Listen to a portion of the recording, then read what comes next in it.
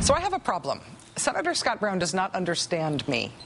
The new Republican senator from Massachusetts is using me to raise money for himself by spreading a totally made-up story that the Democratic Party of Massachusetts tried to recruit me to run against him for Senate in 2012. It never happened. Honestly, I'm not running. They never asked me to run. Never, not, didn't.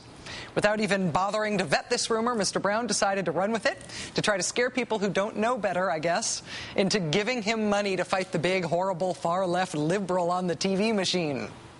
After he did the fundraising letter, I categorically and truthfully denied that I was ever approached by anyone to run for anything. I did that on TV.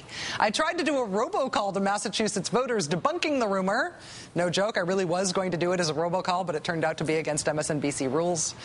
After I did that, Scott Brown did an interview where he still said I was running against him. He said, "Bring her on." Quite exasperated at this point, I decided to write a full-page ad in the Boston Globe, an ad that says, "I'm not running against Scott Brown. I never said I was running against Scott Brown. The Massachusetts Democratic Party never asked me to run against Scott Brown. It's just not true. Honestly, I swear, no, really." He still doesn't believe me. Maybe he believes me, but he's still trying to get away with telling people that I am running. Even after this, he's still doing it. In a statement to the Boston Globe, the Boston Herald, and CBS News, Brown's advisor, Eric Fernstrom, said this today. He said, quote, "It was an open secret that the Democrats were trying to recruit Rachel Maddow to run against Scott Brown in 2012. Okay, it was so secret, it was secret both from me and from the Massachusetts Democratic Party. I want Scott Brown to stop telling people I'm running against him. I want him to stop telling people that Democrats have tried to get me to run against him. I want him to stop raising money off these lies that he keeps telling about me and Massachusetts Democrats. I want him to retract this fundraising letter." But A, he won't return my calls, 4 straight days now of calling.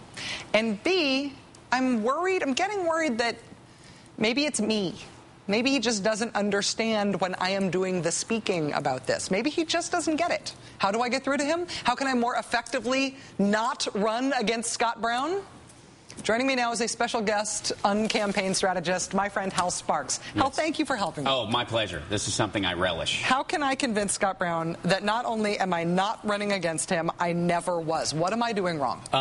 Well, first of all, you're speaking too much. But first, okay, we have to break this down. This is simple. First of all, don't do any major interviews and do a total media blackout. I would advise against even doing your own show for a while. I know that's hard. That might not. Okay. Yeah.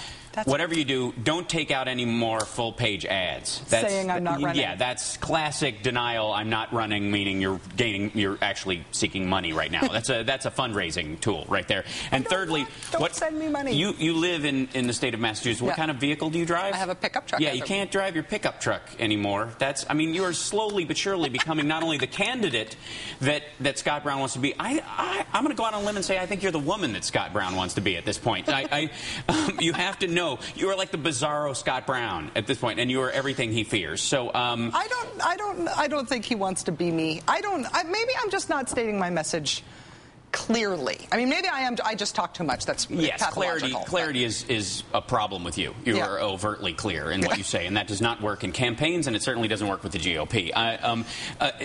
You speak in technical terms, mumbo jumbo. Okay. Slogany big words. You can't do that anymore. You have to. You have to come up with something shorter, something that can be on a button, something like "No, I won't." The opposite of "Yes, we can." Okay. You know, that kind of like buttons that say "No, I won't." No, I won't. So every time you go, "You think I'm going to run against Scott Brown in 2012?" "No, I won't." And we just keep, we hammer that out, and then I'll make a "Will I Am" video of it, where I'm just kind of people to chant it. No, I won't. Yeah. No, I won't. Yeah, and I'll do that whole read like that, standing in the background in black and white, and we'll overlay. It'll be beautiful. Trust me, it's an ad we're going to run. And then, of course. There is a language barrier that you have to deal with. You are speaking English, and they're speaking GOP. When you say no to the party of no, that's actually a yes. That's a double negative. You actually create a positive in their head, and then you can't say, well, okay, then yes, I am running, because then you're in kind of Life of Brian. Yes, I am the Messiah, and then you're stuck again. So talking is out. We need symbols and simplicity. Could I just do like a big No, then they'll run a gun. Rachel Maddow's coming for Scott Brown. She thinks his policies of keeping America the best in the world are loser policies, and then they'll make their hands, they'll animate. Hell no! Right, exactly. Hell no! Yes. How do I get him to stop fundraising on my name? Well, I've come up with a couple of ways. Okay, the first one is divert attention. We need to find another person that he can worry about more than you. That's a good idea. Yes, another famous Massachusetts star.